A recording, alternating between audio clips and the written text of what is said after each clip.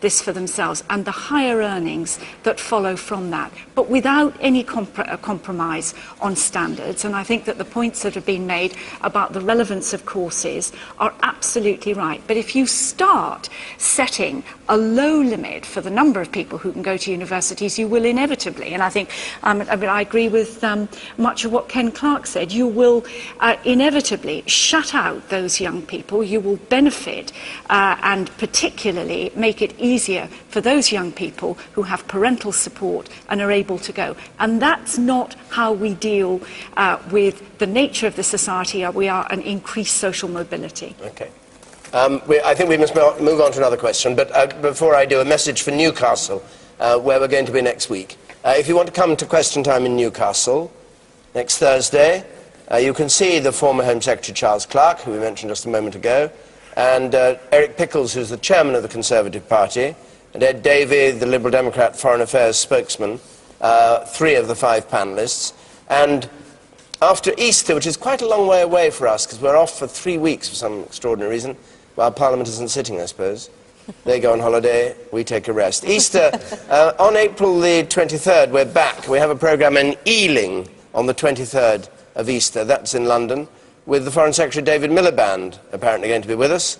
So it's Newcastle next week and Ealing on the 23rd of April. Do please get in touch with us, 0871 626 9988, or go to our website and apply to take part in the programme. You'd be extremely welcome. We go on to a question now from Tim Poulton, please. Do any of the panellists now regret bidding for the Olympics, given we are deep in recession? OK, well, I suppose you just were speaking, Tessa Jowell, weren't you, a moment ago, but I suppose I'd better come to you first on this one, because it was you who famously said, and then famously said you didn't quite mean it.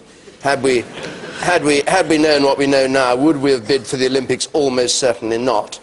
But the following day... I never said it. Can I just get... Did you actually never say it? I did not say it. What I said was that I thought it would be much harder. I had quite a job persuading my cabinet colleagues that we should bid for the Olympics, and I think that the faint hearts, as I regarded them at the time, might have prevailed had they known that in 5 years' time we were going to be heading for a downturn. But the fact is that had we not bid for the Olympics, we would have down the road a brownfield site 2 miles away from here, a brownfield site that would lay vacant without all the opportunities that are being created for jobs in the Olympic Park, 30,000 people working in the Olympic Park, the opportunities for apprenticeships, and a £6.1 billion shot in the arm, not just for the economy in London, but right round the country. It's just what the country needs at this time of recession. And what the taxpayer needs. And what the taxpayer can afford, is it, with all these other expenses that have gone on? And what the taxpayer can afford. Ken Clarke. Well, I think Chancellor of the Exchequer had never been too keen about Olympic beds. We made a couple of them. I bet Gordon Brown wasn't very helpful when he was trying to bid, but I mean, that's all history now. We've got it. I think the country's very pleased we've got it. Whatever government wins the next election, we've got to deliver it on time. We've got to make a success of it. Very important to us nationally. I think I'm always suspicious of this fancy economics, which says it's going to boost the London economy by 6 billion, but it's a good thing, so let's make a success of it. Where I think your colleagues and everybody else have been very doubtful is if they'd realised how ridiculous the figure which was put on the bid was. We won it by putting in a farcical figure, which wasn't remotely defensible. It left all the VAT off. The latest figure we have has gone up to about, is it 3 times what we actually put in our bid? It's 9 billion and rising, and it's going to be very difficult to afford it, and there's all kinds of things not sorted out. My maths may not be very good, but it's from 2.4 to 9.3. It's not going to be helpful in this recession, so it had better cheer us up, and most importantly, we are committed to it now, so it had better be a success, and also a new government, I think, has got to find some way of turning more of this into actual improvements in sporting participation and grassroots sport, because I do not believe the claims that are being made at the moment that is the impact it's having on the sporting infrastructure in this country. So you think all we've got is free swimming for the elderly, isn't it? I think that's come on the back of the Olympics, and I haven't taken advantage of it. So you think we won it by false pretences? Oh, well, the bid was farcical. We had to, elementary maths, it was wrong. It had to be corrected within 6 months. Do you think the French are relieved they didn't get it, though? Possibly. When I first discovered that the figures we got were ridiculous, as an ex-chancellor, I did wonder whether they were ringing up Paris saying, do you still want it? And I think they probably feel cheated in France. They probably put in a more genuine bid. And I'm contesting with the great respect, your bid must have caused a real problem for your colleagues, and it's a bigger problem now because all this private finance isn't going to come in, and we don't know really what it's finally going to cost to put in the village and the legacy and all the rest of it. OK. Fern, Britton. Yeah, I don't think we should be sniffy about the Olympics. I think we did well. We've got it. It's mere mortals like us can't change it anyway. I think that the tragedy is that the day it was announced, and we should have been celebrating the following day. Of course, it was the 7/7 bombings. And so we've never had a chance to properly celebrate the United Kingdom getting the Olympics after all of these years. And if the Olympic British team perform as well as they did in the last Olympics, it's going to give us such a shot in the arm. And why not? It might stop us wanting to go and buy our 2-litre bottles of rocket fuel and actually sit down and enjoy it. Okay.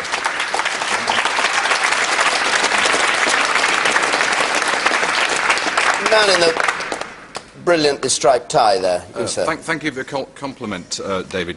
Well, just a description, that's I all. think... well, whatever.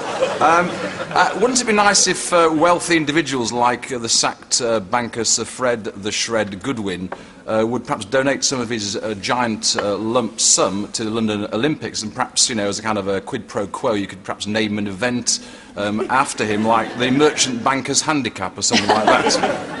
The high jump, I should think, would be suitable. Vince Cable. Well, we certainly need money from somewhere. I'm afraid I have to confess to being one of these rather mean-spirited individuals who didn't celebrate when we got the Olympics. I feared it would be a waste of money and that you'd all finish up paying through council tax and income tax. But nonetheless, Ken is right. I mean, we now have it. Whatever we thought about the original idea, we've got it. It's a commitment. It's got to be a success. It's got to be made to work. And unfortunately, it's got to be paid for. That's where we are. That's the reality of it. But there are things that worry about it. I mean, one is that it is massively over budget, and it will probably go even further over budget. And the trouble is that that money will be found by squeezing some of the things that were potentially going to be very beneficial, like spreading sport amongst a lot of young people. I worry about the things that were promised London, like the legacy. What is the legacy going to be? They haven't yet found a use for the stadium. You know, there is a real danger that this site, once it's done, and when the Olympics have gone, it will sit like Athens behind barbed wire, unused, and we really have to start focusing on how to realise that promise to Londoners of providing a legacy. Which is what happened in Greece and in Australia. But it's not going to happen in London. There will be a school. There will be a school in the Olympic Stadium. There will be the English Institute of Sport. There will be the National Centre for Skills, for people, young people working in tourism, sport But Tessa, and leisure. Why put a school in a stadium? And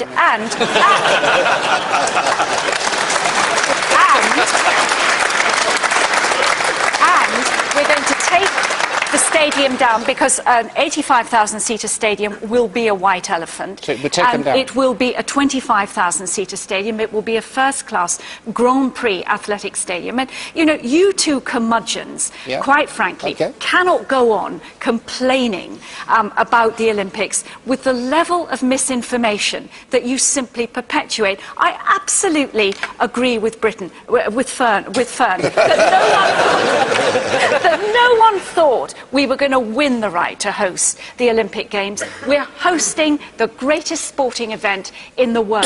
It will light up the whole of East London and leave a legacy of regeneration. New homes, the largest new urban park in Europe for 150 years. Certainly lit you up, but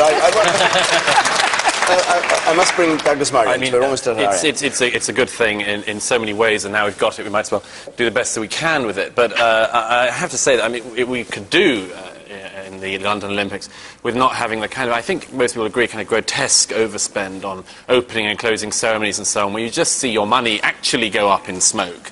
And I have to give it, I was always sort of against it. I have to say it was not for financial reasons. I just think we sell ourselves so badly in the New Labour era as a culture, particularly after seeing the closing ceremony in Beijing and embarrassment there. I remember watching the end of the Athens Games and seeing they had not to sound too culturally snobbish, but I mean they had a reading from one of Greece's great 20th century poets, a recording of Maria Callas, Mahler 3 playing in the background. I can't help fearing that our Olympics is going to have a closing ceremony with, you know, another reunion